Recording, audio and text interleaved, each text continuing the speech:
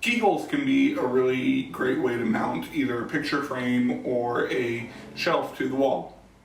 They hook onto either a nail or a screw, and then they sit flush to the wall. And then there's no mounting hardware like screws visible from the front.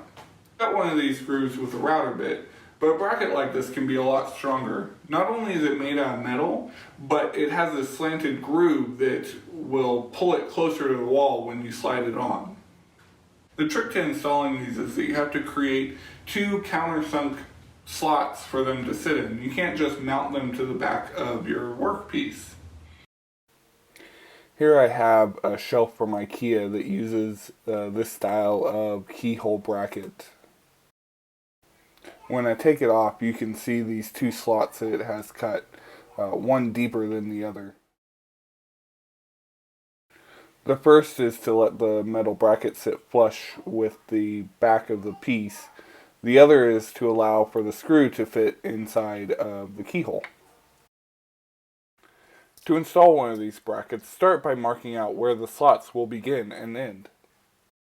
It's not a big deal where you put the first line, but everything else will be referenced off of that.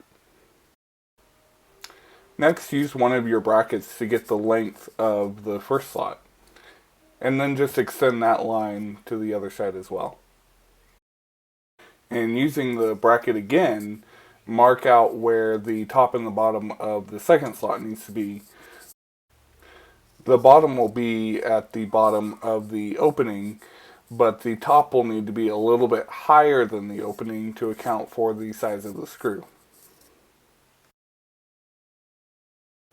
My first idea for making the slots for these was to use a router bit.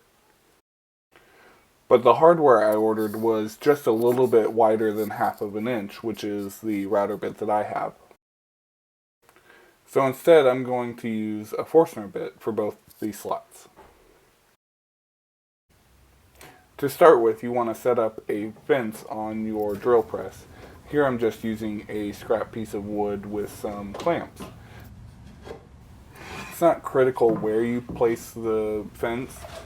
This will set how far in from the edge of the piece your bracket will sit. But as long as you leave it consistent, everything should line up. Put in a Forstner bit that matches the width of your bracket. And then adjust your depth stop so that the slot will be as deep as your bracket is. Start drilling out that area between the top and bottom lines. Make sure you drill all the way to the bottom of the hole and let it clear out all the chips. You want to make sure the bottom of this groove is nice and consistent. Forstner bits can drill out overlapping holes like the ones that we're going to do here in the middle. However, without material for it to center on, it can have a tendency to wander, so make sure that you're holding the piece tightly, or maybe even consider clamping it down. Then flip it around and do the other side. Next, you want to switch out your Forstner bit to a smaller size, something big enough for the head of your screw. You want to leave the fence where it's at, because that will maintain the center point of the second slot. But you will need to adjust the depth stop, because not only are you using a different drill bit that could be shorter or longer and positioned deeper or further out in the chuck, but also this slot is going to go deeper than the first one. You want it to be deep enough for the screw head to fit in. And then you just need to drill out the second space, just like before. No matter how closely you overlapped the holes that you drilled out, you'll still have some bumps along the edge of the slot that you'll need to remove.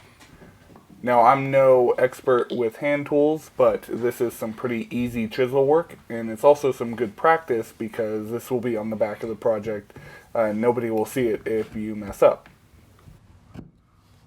You don't need to use a mallet or anything, just firm pressure will be enough to pare away at the edge of the slot.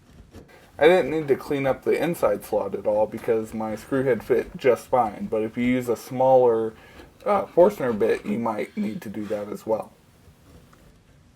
To pre-drill the holes for the screws, a self-centering drill bit like this one comes in really handy.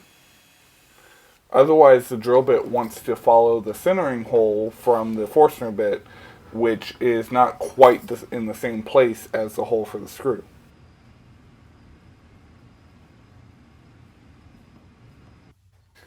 Mounting these to the wall can be a little bit tricky. You'll probably need to use drywall anchors, unless your brackets are spaced exactly the same as your studs. It's still a good idea, though, to use a stud finder to locate your studs because you don't want to put a drywall anchor into an actual stud. You'll mark 2 holes that are level with each other and spaced out to match the distance between your brackets. You'll probably need to adjust the depth of the screws in and out depending on how tightly you want the piece to sit on the wall. If your keyholes aren't fitting onto the screw, you'll need to loosen them out. And if it's not fitting tightly enough on the wall, you can screw them back in to make it fit tighter.